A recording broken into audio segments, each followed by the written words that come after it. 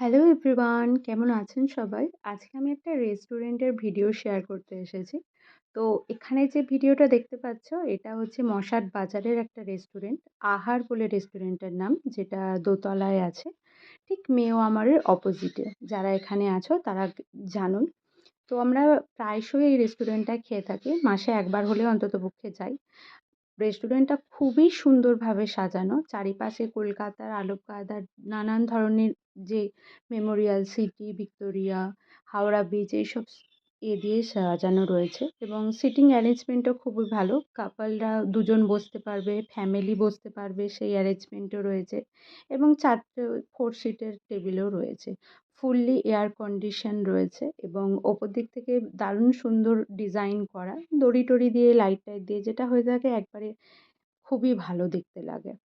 তো এখানকার খাবার কোয়ালিটি নিয়ে কিছু বলতে চাই। আমরা যেহেতু যাই প্রায়শই এখানকার খাবার-দাবার খুবই ভালো খেতে হয়। অসাধারণ! তো সেদিনকে আমরা নিয়েছিলাম চিকেন কষা, বিরিয়ানি আর বাটার নান। খাবারগুলো খুবই ফ্রেশ থাকে, খুবই জুসি থাকে আর খুবই রিজনেবল প্রাইসে থাকে। যেগুলো একদমই কমফোর্টেবল আর খাবারটা খেতেও খুবই ভালো থাকে এবং এর সঙ্গে তুমি নানা ধরনের স্ন্যাক্স আইটেম, তারপর লস্যি-টস্যি সবকিছু যাবতীয় যা একটা রেস্টুরেন্টে পাওয়া যায় থাকে, এই সব কিছুই পাওয়া যায় এখানের মধ্যে। আর তার থেকে বড় হচ্ছে কথা, আজকালকার দিনে সব জায়গায় যখন home service, home delivery available রয়েছে, এখানে home service, home delivery available রয়েছে।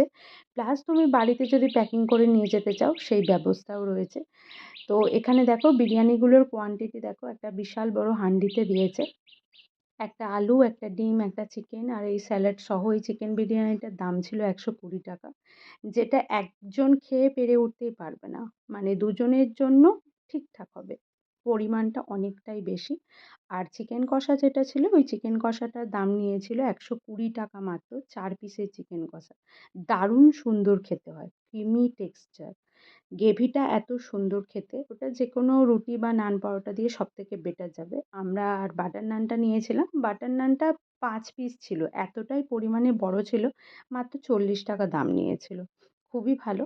তো যারা মশাটের আশেপাশে থাকো তাদের জন্য রিকোয়েস্ট রইলো একবার এসে ঘুরে যাও এবং খেয়ে যাও। খুব ভালো খেতে লাগে। আর এটা খেয়েও তোমার শরীর খারাপ করে না। আমরা যেহেতু খেয়ে থাকি, আমার ছেলে বা আমাদের কোনোই অসুবিধা হয় না। চলো টাটা।